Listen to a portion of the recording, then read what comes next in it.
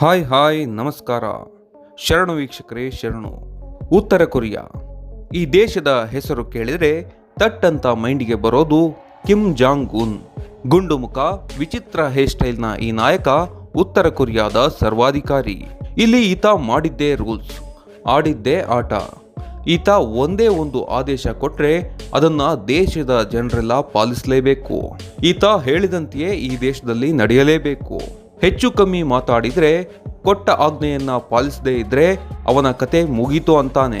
ಈ ದೇಶದಲ್ಲಿ ಒಂದು ಸಣ್ಣ ಹುಲ್ಲು ಕಡ್ಡಿ ಅಲ್ಗಾಡಬೇಕಂದ್ರೂ ಈತನ ಒಪ್ಪಿಗೆ ಇರಲೇಬೇಕು ಅನ್ನೋ ಮಟ್ಟಿಗೆ ಕಿಮ್ ಜಾಂಗ್ ಉನ್ ಹವಾ ಸೃಷ್ಟಿಸಿಕೊಂಡಿದ್ದಾನೆ. ಈ ಹಿಂದೆ ದೇಶದ ಪುರುಷರೆಲ್ಲ ತನ್ನಂತೆಯೇ ಹೇರ್ ಸ್ಟೈಲ್ ಮಾಡಿಕೊಳ್ಳಬೇಕು ಅಂತ ಆಜ್ಞೆ ಹೊರಡಿಸಿದ್ದ ಅನ್ನೋದು ವಿಶ್ವಾದ್ಯಂತ ಭಾರಿ ಚರ್ಚೆಗೆ ಗ್ರಾಸವಾಗಿತ್ತು. ಈ ರೀತಿಯ ಅನೇಕ ಸರ್ವಾಧಿಕಾರಿ ಧೋರಣೆಗಳನ್ನ ಕಿಮ್ ಜಾಂಗ್ ಉನ್ ಮಾಡಿದ್ದಾನೆ ಎನ್ನಲಾಗಿದೆ. ಈಗ ಇಂಥದ್ದೇ ಮತ್ತೊಂದು ಆಜ್ಞೆಯನ್ನ ಕಿಮ್ ಜಾಂಗ್ ಹೊರಡಿಸಿದ್ದಾನೆ ಅಂತ ಹೇಳಲಾಗ್ತಿದೆ.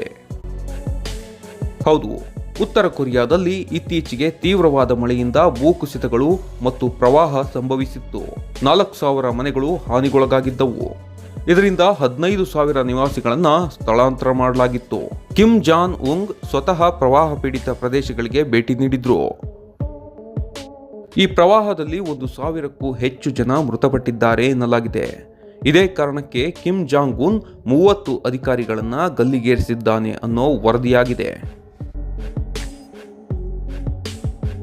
ಪ್ರವಾಹ ಮತ್ತು ಭೂಕುಸಿತಗಳನ್ನು ತಡೆಯಲು ವಿಫಲವಾಗಿದ್ದರಿಂದ 30 ಅಧಿಕಾರಿಗಳಿಗೆ ಕಠಿಣ ಶಿಕ್ಷೆ ವಿಧಿಸಲಾಗಿದೆ. ಈ ಭೀಕರ ಪ್ರವಾಹದಲ್ಲಿ ಸುಮಾರು 1,000 ಸಾವುಗಳು ಸಂಭವಿಸಿವೆ ಎನ್ನಲಾಗಿದೆ.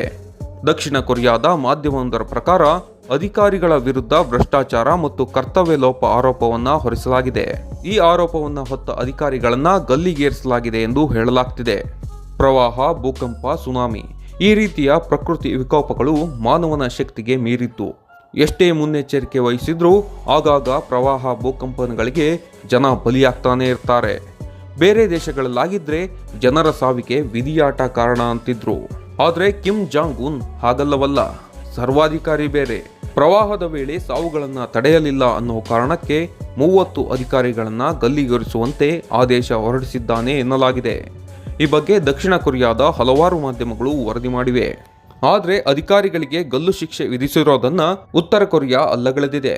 ಉತ್ತರ ಕೊರಿಯಾದ ಅಂತಾರಾಷ್ಟ್ರೀಯ ಖ್ಯಾತಿಗೆ ಧಕ್ಕೆ ತರಲು ಹೀಗೆ ಮಾಡಲಾಗ್ತಿದೆ ಅಂತ ಹೇಳ್ತಿದ್ದಾರೆ.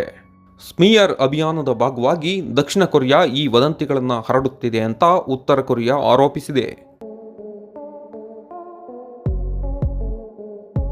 ಅಷ್ಟಕ್ಕೂ ಈ ಸ್ಮಿಯರ್ ಅಭಿಯಾನ ಅಂದ್ರೆ ಏನು, ಇದನ್ನ ಯಾಕೆ ಮಾಡ್ತಾರೆ ಅನ್ನೋ ಪ್ರಶ್ನೆ ನಿಮ್ಮಲ್ಲೆದ್ದಿರಬಹುದು.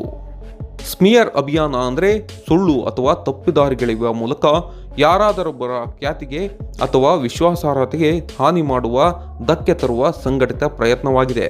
ಈ ಅಭಿಯಾನ ಸಾಮಾನ್ಯವಾಗಿ ರಾಜಕೀಯ, ವೈಯಕ್ತಿಕ ಅಥವಾ ಕಾಂಪಿಟೇಷನ್ಗಾಗಿ ಮಾಡಲಾಗುತ್ತೆ. ಯಾವುದೇ ಒಬ್ಬ ವ್ಯಕ್ತಿ, ಸಂಸ್ಥೆ ಅಥವಾ ಗ್ರೂಪ್ನ ಬಗ್ಗೆ ನೆಗೆಟಿವ್ ಇಂಪ್ರೆಷನ್ ಅಂದ್ರೆ ನಕಾರಾತ್ಮಕ ಪರಿಣಾಮ ಬೀರೋಕೆ ವದಂತಿಗಳನ್ನ ಅಥವಾ ಆಯ್ದ ಸತ್ಯಗಳನ್ನ ಹರಡಿಸಲಾಗುತ್ತೆ. ಕಿಮ್ ಜಾಂಗ್ ಉನ್ ವಿಚಾರದಲ್ಲೂ ಹಾಗೆ ಆಗ್ತಿದೆ ಅನ್ನೋದು ಉತ್ತರ ಕೊರಿಯಾದ ಆಂಬೋಣ. ಅದೇನೇ ಇರಲಿ, ಸಾವನ್ನಪ್ಪಿದವರ ಕುಟುಂಬಗಳಿಗೆ ಆ ದೇವರು ದುಃಖ ಭರಿಸುವ ಶಕ್ತಿಯನ್ನ ಕೊಡಲಿ. ವಿಡಿಯೋ ನೋಡಿದ್ದಕ್ಕಾಗಿ ಧನ್ಯವಾದಗಳು. ಶೇರ್ ಮಾಡಿ, ಸಬ್ಸ್ಕ್ರೈಬ್ ಆಗಿ, ಸಪೋರ್ಟ್ ಮಾಡಿ.